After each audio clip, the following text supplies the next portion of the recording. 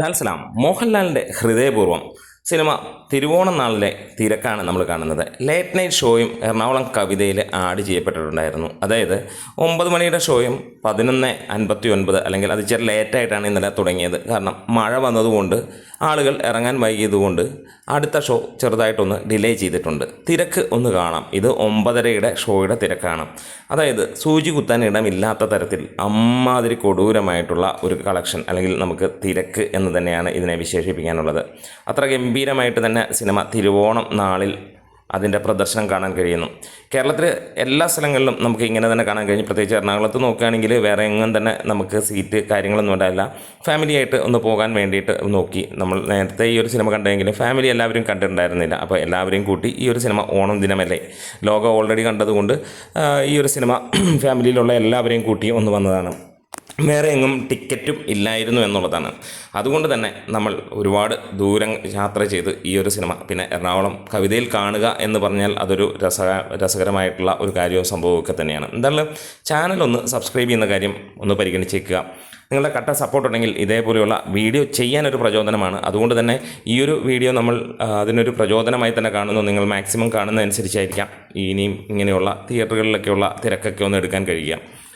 എന്താണേലും തിരുവോണ ദിനം സിനിമയ്ക്ക് മികച്ചത് തന്നെയായിരുന്നു. നല്ല ലെവലിലുള്ള ഒരു കളക്ഷനും കാര്യങ്ങളുമൊക്കെ ആയിട്ട് സിനിമയ്ക്ക് പോകാൻ കഴിഞ്ഞു. ഒരുപാട് ഷോകൾ, ഒട്ടുമിക്ക ഷോകളും ഓൾമോസ്റ്റ് ഫുൾ എന്നുള്ള ലെവലിലും ഇതിനോട് അകം തന്നെ സിനിമയ്ക്ക് 50 കോടി ക്ലബിലേക്ക് ഇടം പിടിക്കാൻ കഴിഞ്ഞു. ഇന്നലെ 50 അല്ല 55 കോടിയോളം എത്തുമെന്നുള്ള ഒരു രീതിയിലാണ് തിരക്ക് കാണിക്കുന്നത്. എന്തായാലും രാത്രി ഇത്ര അതായത് ഷോ തീരുമ്പോൾ ഏകദേശം വെളുപ്പിനെ 3 മണിയാവുകയാണ്. ആദ്യ ദിനത്തെ ഷോ അല്ല, 10ാം ദിനത്തെ ഷോയാണ്. അപ്പോൾ ഒന്ന് ആലോചിച്ച് നോക്കുക എത്രത്തോളമാണ് മോഹൻലാലിനെ ജനങ്ങൾ ഇഷ്ടപ്പെടുന്നത് എന്നുള്ളത്. അതിൻ്റെ ഒരൊറ്റ കാര്യം തന്നെയാണ് ഇങ്ങനെയൊരു തിരക്ക് നമുക്ക് കാണാൻ കഴിയുന്നത്. ഈ ഒരു സിനിമ അത്ര രസകരമായിട്ട് തന്നെ ഫാമിലിക്ക് വലിയ രീതിയിലുള്ള എൻജോയ് ചെയ്യാൻ കഴിയുന്ന സിനിമയായി മാറിയിരിക്കുകയാണ്. അതായത് ഒരു ഓണക്കാലത്ത് എല്ലാവരും ആഗ്രഹിക്കുന്ന തരത്തിലുള്ള ഒരു കുഞ്ഞൻ നല്ല സിനിമ എന്നുള്ളത്, പ്രത്യേകിച്ച് മോഹൻലാൽ അദ്ദേഹത്തിൻ്റെ പ്രകടനം തന്നെയാണ് എല്ലാവരെയും ഇഷ്ടപ്പെടുത്തുന്നതും. വളരെ സിമ്പിളായിട്ട് ഈ ഒരു ക്യാരക്ടർ അദ്ദേഹം കൈകാര്യം ചെയ്തിരിക്കുന്നു. പ്രത്യേകിച്ച് എടുത്ത് ചോദിച്ചാൽ അദ്ദേഹത്തിന് എന്തെങ്കിലും ചെയ്യാനുണ്ടെന്ന് വെച്ചാൽ ഇല്ല എന്നുള്ളത് തന്നെയാണ്. കാരണം ഒരുപാട് സിനിമകൾ അദ്ദേഹം ചെയ്തതാണ്. പക്ഷേ ആ ചെയ്യാനില്ലാത്ത സിനിമകളിൽ പോലും അദ്ദേഹത്തിൻ്റെ പ്രസൻസ് അല്ലെങ്കിൽ പ്രസൻറ്റേഷൻ വലിയ രീതിയിൽ നല്ല രസമായിട്ട് തന്നെ കൊണ്ടുപോകുന്നു. ത്രൂ ഔട്ട് ഒരു വേറടിയും അടിപ്പിക്കാതെ.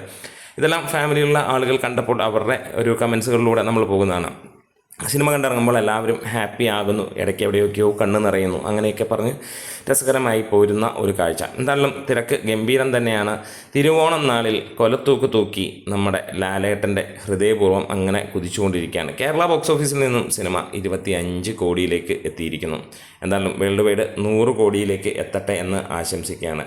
അപ്പോൾ ഈ തിരക്ക് എങ്ങനെയുണ്ടായിരുന്നു നിങ്ങളൊന്ന് കാണാം. നിങ്ങളിൽ പലരും ഇതിനകത്തിൽ ഉണ്ടായിരിക്കാം. അപ്പോൾ അതൊക്കെ ഒന്ന് പറയാം. നിങ്ങൾക്ക് ആ ഒരു തിരക്കിനെക്കുറിച്ചുള്ള അല്ലെങ്കിൽ സിനിമ കണ്ടപ്പോൾ തിരക്ക് നടക്കട്ടെ, നല്ല സിനിമകൾക്ക് എപ്പോഴും തിരക്കുണ്ടാവും. അപ്പോൾ നിങ്ങൾക്ക് എങ്ങനെയായിരുന്നു ഈ സിനിമ? ഒരുപാട് പേർ ഫാമിലി എപ്പോഴും എൻ്റെ ഒരു സജഷൻ ഇത് തന്നെയാണ്. ഒരു സിനിമ പഴയ കാലങ്ങളിലെ പോലെ തീർച്ചയായും ഒരു ലോങ് റൺ കൊടുക്കേണ്ട അത്യാവശ്യമാണ്. വേറെ ഒന്നുമല്ല, ഒരുപാട് ഫാമിലീസ് വരുന്നത് ആദ്യ ദിനങ്ങളിലൊന്നുമല്ല. കഴിയുന്നതും ഒരു സിനിമയ്ക്ക് ഫാമിലി കൂടുതൽ കയറുന്നത് ഫസ്റ്റ് ഷോയ്ക്കും സെക്കൻഡ് ഷോയ്ക്കുമൊക്കെയാണ്. അപ്പം അവർക്ക് ആ ഒരു സ്പേസ് കിട്ടാൻ, അതായത് ഒരു ഹൗസ്ഫുൾ സിനിമയ്ക്കല്ല സാധാരണ പോകുന്നത്, കുറച്ച് ഓടിക്കഴിഞ്ഞ സിനിമയ്ക്കാണ് ഫാമിലി കൂടുതലും കയറാൻ പോകുന്നത്. അപ്പം സ്വസ്ഥമായിട്ട് 8ഉം 9ഉം പേരടങ്ങുന്ന ഒരു ഫാമിലി ഗ്രൂപ്പ് വരും. അവർ എൻജോയ് ചെയ്തിരുന്ന് കാണുന്നു. അങ്ങനെയുള്ളതാണ്. പലപ്പോഴും ഹൗസ്ഫുൾ ആയാലും അവർക്കത് പ്രശ്നമല്ല. വലിയ തിരക്കില്ലാതെ പോകുന്ന ഒരു സിനിമ എന്നുള്ളത് അങ്ങനെയായിരിക്കും എപ്പോഴും പ്രിഫർ. അതായത് ഇപ്പോൾ ഈ ഒരു സിനിമയ്ക്കല്ല, ഏത് സിനിമ ഇറങ്ങിയാലും അങ്ങനെ പോകുന്നതായിരിക്കും. അതായത് ലോങ് റണ്ണിൻ്റെ കാര്യമാണ് പറഞ്ഞത്. ഒരു 25 തൊട്ട് 50 ദിവസം വരെ സിനിമ എല്ലാം പ്രദർശിപ്പിക്കണം. അതായത് വിജയം കഴിഞ്ഞാലും അപ്പോൾ തന്നെ OTTയിലേക്ക് വിടുക എന്നുള്ളതല്ല. അത് പ്യുവർലി ബിസിനസ്സാണ്. സിനിമ വിജയിച്ചു പോകണമെങ്കിൽ ആളുകൾ കാണണം. പണ്ടത്തെ സിനിമകളെല്ലാം ഇന്നും വലിയ രീതിയിൽ വിജയിച്ചതോ പരാജയമാകട്ടെ ആളുകൾ നെഞ്ചിലേറ്റുന്നത് അതുകൊണ്ട് തന്നെയാണ്. അല്ലെങ്കിൽ TV വന്ന് കാണും. അത് കഴിഞ്ഞാൽ സിനിമയുടെ കാലവും കഴിയും. നാടകം ഒരു കാലഘട്ടത്തിൽ എങ്ങനെയായിരുന്നു അതേപോലെ തന്നെ സിനിമയ്ക്കും സംഭവിക്കും.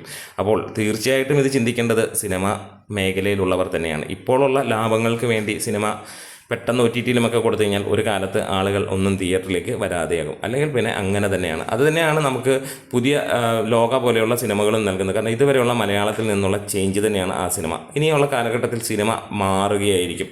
ജഗതി പറഞ്ഞ പോലെ ഒരു കാലത്ത് ഞാൻ അഭിനയിച്ച വലിയ വലിയ നല്ല സിനിമകളെന്ന് പറയുന്നത് നാളെ നിങ്ങൾക്ക് തോന്നും ഇതെല്ലാം നാടകം പോലെ ആയിരുന്നില്ലേ എന്നുള്ളത്. അത് തീർച്ചയായും തോന്നും. ഒരു കാലത്ത് പ്രേം നസീർ ആഴ്ചകളിൽ വിജയങ്ങൾ കൊയ്തുകൊണ്ടിരുന്ന ഏറ്റവും വലിയ ഇൻഡസ്ട്രിയിലെ നടൻ.